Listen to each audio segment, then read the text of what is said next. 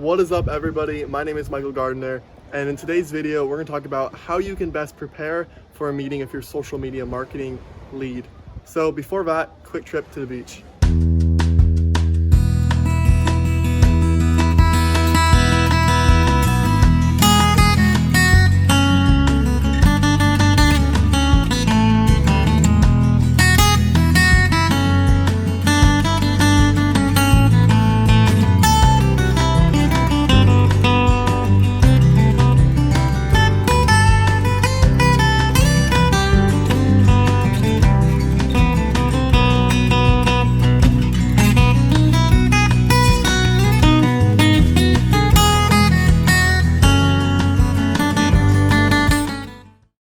Alright, so back in my office, and we're going to go ahead and jump into my computer and see how you can prepare for a sales meeting with your new lead. Alright, so in this video we're going over how to prepare for a social media marketing sales call.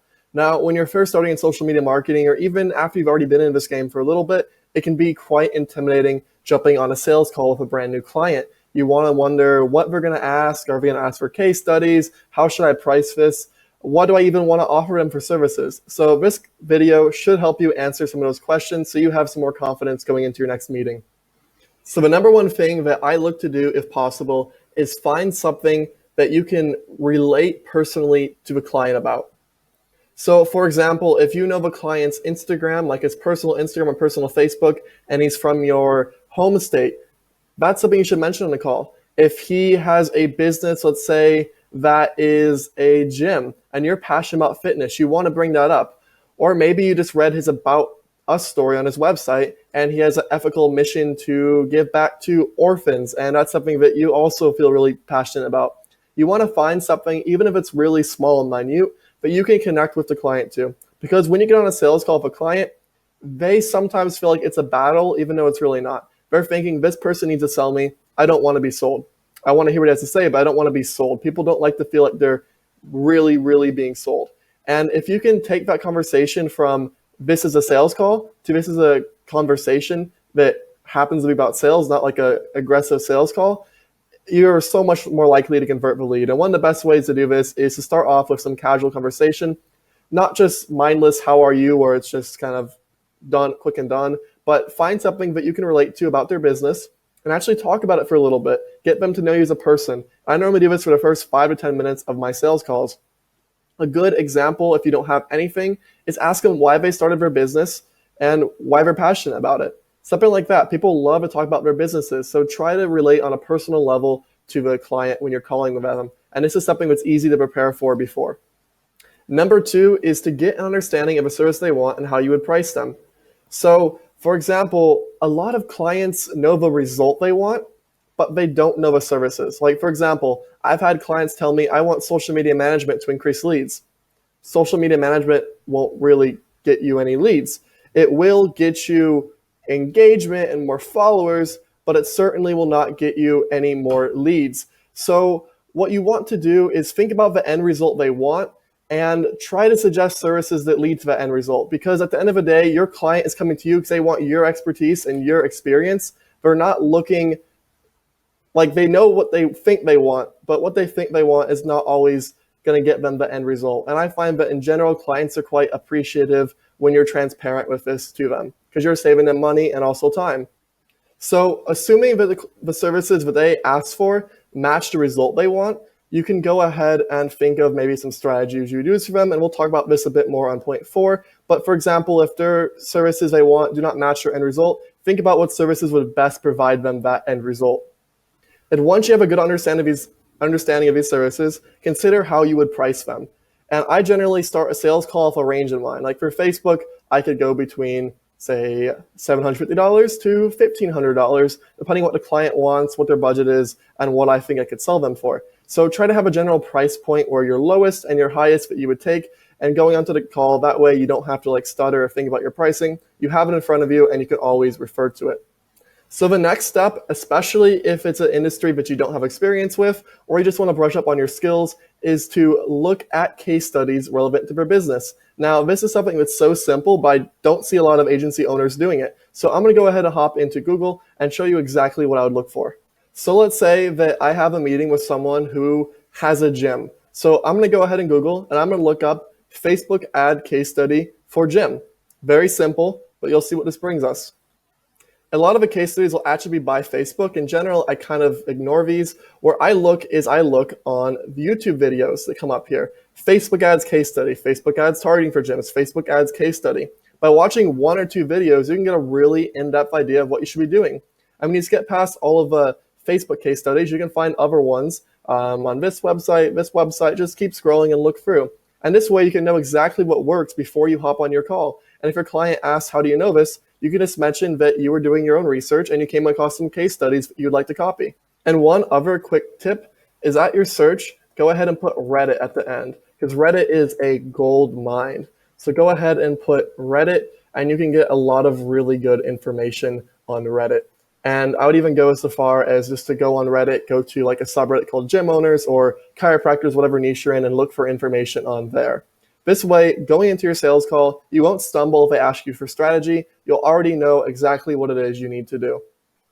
And the last thing that I recommend doing before you start your meeting is checking industry leaders' current ads, such as their Facebook ads, their display ads, and also their traffic sources on a site called SimilarWeb. So now we're going to go ahead and jump onto Google, and I'll show you how I find these competitors to look into their ads.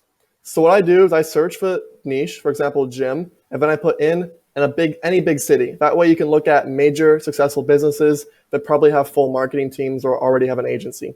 So then I'd want to go find a gym that has a very large amount of reviews because they're probably being very attentive to their marketing. So let's see if we can find one with a good amount of reviews. Here, 352. And you also want to make sure it's not a franchise. So we'll go ahead and open up the website.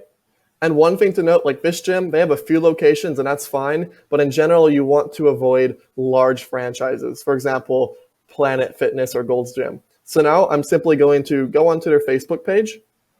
And now I'm going to scroll down on the right. I can see page transparency. I'm going to click see more, and this will tell me if they're currently running ads. So this page is not currently running ads, so we know that this is not a good one to look into. And when you get this, you go back to your Google result and you open up a few other large gyms and look for one that is running ads. So I'm going to go ahead and do this off camera, and I'll come back when I have a few gyms open that are currently running ads. So after pulling up 5 more gyms, I came to the realization that the reason none of them are running ads is because of coronavirus. So this is by no means a gym, but it's the same context or same idea that you would be doing for a gym. I went ahead and looked up Fashion Nova because you know they already are running ads. But for example, normally all those gyms would probably be running ads. It's just that with coronavirus, you can't really sell a gym membership. So assuming these were gyms, I could look through and see what videos they're using, what copy they're using, just get a general feel for the type of ad we'd want. This will let me know if the client needs to have photos taken or if they need graphic design, a video, just kind of looking at what already is working. And obviously for Fashion Nova, it's a completely different business, but the idea is the same, which just gives you a little bit of an insight. The next place we'll look at ad examples for is Moat, which lets you look at display ads. So for example, I would type in gym and see what gyms come up. So let me go ahead and find one here, Equinox Gym. And there's a huge list of them. So we can see, okay, this is not the best example. Maybe it is. This does look like a franchise, but you can still take inspiration from this. So you can see all the display ads that Equinox is running. And you want to go ahead and try to find some smaller examples, but this gives you a really good idea of what type of graphics you want or what type of copy you want if you are going to be running display. So the last thing that I would check before jumping on the sales call is SimilarWeb. So I went ahead and found a large popular gym, and I'm going to go ahead and enter that on my free SimilarWeb account. I don't use the pro version. So let's. So the next thing that I'm going to do before getting on the sales call with the client is go ahead and find a large gym in a large city. That's the easiest way to find one that actually has data. And I'm going to go ahead and look them up on my free SimilarWeb account. I do use a free version. And this will give you an example of their total visits, their device distribution. Also, you can get an idea of how much traffic they're getting per month, which right now it's quite low, probably because of coronavirus. I can also see the breakdown of their traffic from direct, email, referral, social, organic search. I can see what countries they're targeting.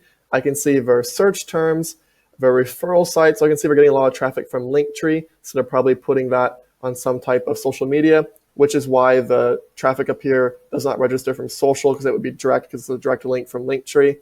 And I can also see their outgoing traffic. And if they had more data, I could see your top publishers and display ads, which give you a lot of really good insights. So there you have it, guys. Now you know how to prepare for your social media marketing sales call. First, you want to find something that you can relate personally to with the client. Second, you want to get understanding of the desired result they want and the services they can use to obtain that result, and give yourself a ballpark price. Next, you want to look up some case studies. And last, you want to check industry leaders on Facebook, SimilarWeb, and Moat. Now you are ready to go into a meeting with confidence. You can now answer their questions without having to stutter or say, I don't know, I have to look into that. And a client will just be really impressed with how prepared you are. So I hope you found this useful. And if you did, please make sure to smash the like button. It really helps the YouTube algorithm. Obviously, my channel is quite new, so any little bit of feedback helps a lot because it will help me cater my videos going forward. So thank you for watching and have a fantastic day.